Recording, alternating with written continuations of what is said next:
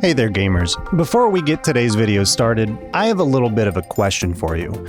And I'd like for you to think long and hard about your response to this question because it's going to inform the tone of the rest of this video. Have you ever wanted to see a Lapras deep throat an entire Piplup? Because I have a gif of that thing right here. I didn't need to see that. In 1996, Nintendo came out with this little game called Pokemon, and it took the world by storm. It was a surprise hit, and now it's one of the highest grossing and biggest money makers on the planet. And it's not hard to understand why this premise took off. At 12 years old, you're given a super powerful animal monster pet, and you're asked to go travel around the world, capture more, make friends, and do battles with gym leaders. It's one of the most simple yet most potent adventure fantasies that has ever existed. But as with all things that are successful, eventually the success gets to your head and then you stop trying. Oh, no.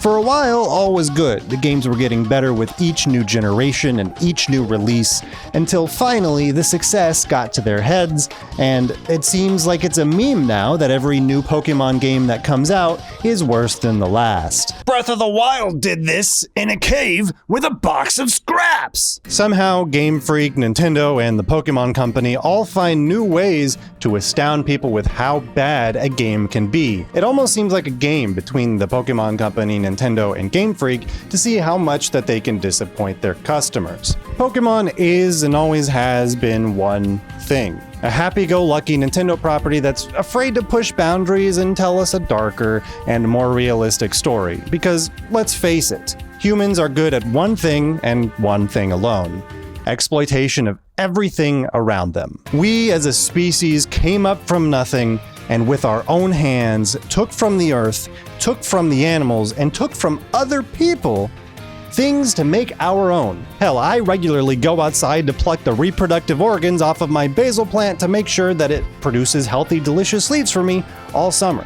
Humans all like to exploit the things around them. And if there's one thing that's missing from the Pokemon storytelling world, it's that level of exploitation. Because realistically thinking, if there was a world filled with hyper-intelligent, sentient creatures, plants, animals, ice cream cones, bags of trash, that you could then put into a ring to make them fight each other, don't you think that there would be a massive betting and cockfighting ring sprung up around this whole idea? Sure, the world of Pokemon does have highly televised Pokemon battles as a matter of sport, but that sport can go so much deeper than it does in the games and in the shows. In fact, if we're to go beyond the battles, realistically, there are more ways to exploit an army of sentient creatures that are intelligent and can understand things than just forcing them to fight. And that's kind of what we're going to look at today. A few months ago, one of my coworkers made me aware of a game called Palworld. Now, this is one of the most egregious Pokemon ripoffs I've ever seen. Now, I spent some time going through the trailers and looking at the various pals that are in the game, and what I found was Latios and Latias. We have a Wooloo, a Gardevoir, a Luxray, an Electabuzz, but it's fuzzy, a Donphan, but it's mossy, and I already showed you the Lapras and Piplup example. That one's pretty on the nose. And then here we have a Pikachu, if it was a leaf-type Pokemon, so like a Leafachu, if you will. Hang on a second.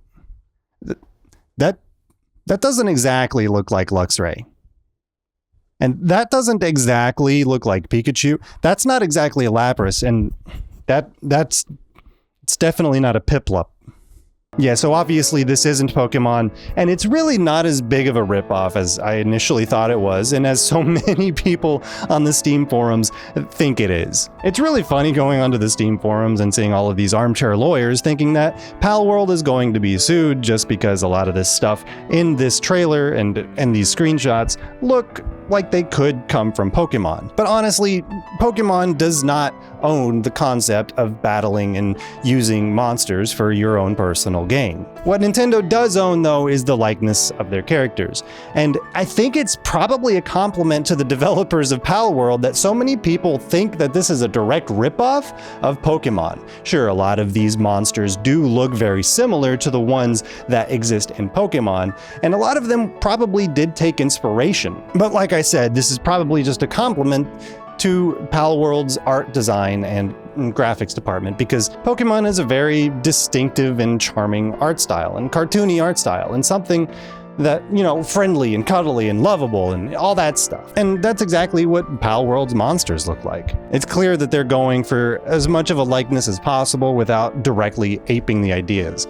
But I think what Palworld has going for it is the fact that it can and probably will explore some of those ideas that Pokemon itself refuses to explore. For example, remember my basil example from earlier? I love my little basil plant. I take great enjoyment from going outside, making sure it's watered, making sure it's growing, and making sure that it's producing good, edible, delicious leaves for me to make pesto with or something. I don't know. But imagine, in the world of Pokemon, plants can also be sentient monsters.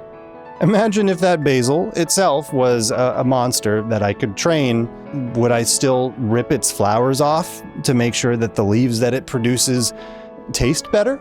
You know, that's an interesting question. Palworld shows some very interesting things in its trailers, like seeing an army of Leafachus building guns in a factory. You running around with your own guns and shooting other pals. There are millions of concepts and ideas that you could explore in such a rich world as Pokemon that Nintendo and the Pokemon Company, because of their place as a child-friendly company and property, are not ever going to explore. And I think that's where Palworld, and perhaps any other game that decides to go down this route and explore what a world could be like in a universe with sentient creatures like this, how that would be, how that would shape up for us as humans.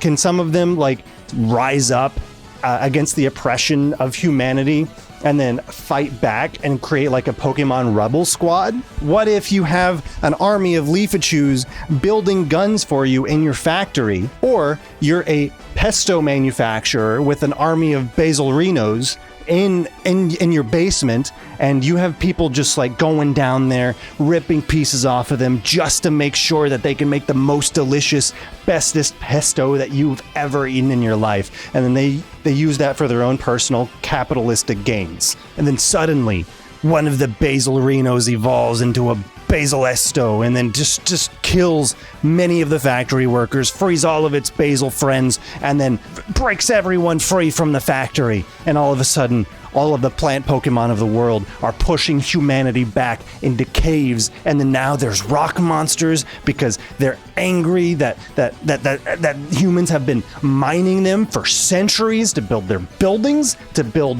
their guns, their weapons, swords.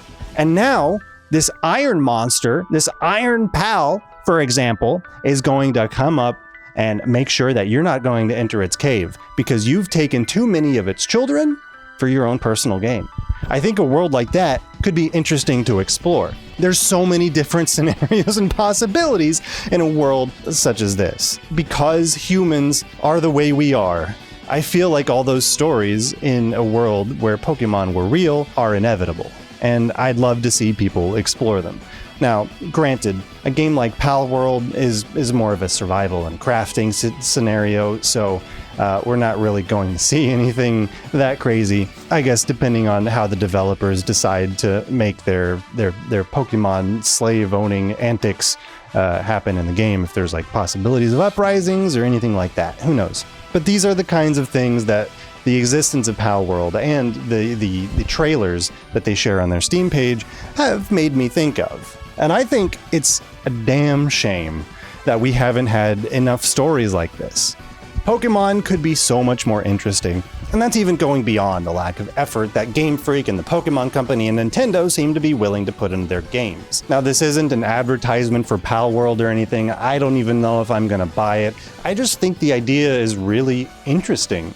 In fact, it's completely possible that the game sucks. I don't know. I haven't really looked too much into it. Like I said, it's just been on my mind thinking about these things and, you know, how Pokemon could be so much cooler. What if Nintendo had a more adult-oriented storytelling department? What kind of stories and ridiculous scenarios could they come up with and tell?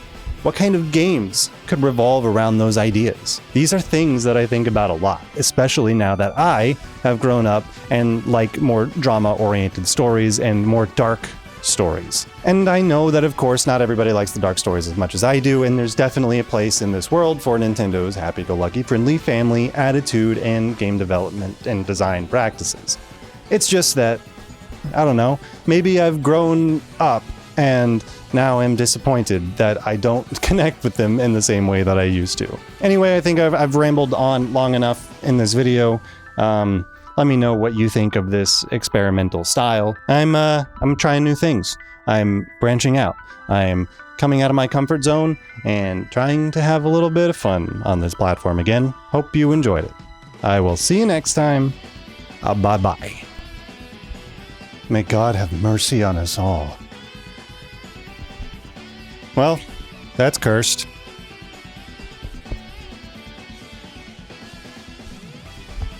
I'm just gonna pretend I didn't see that.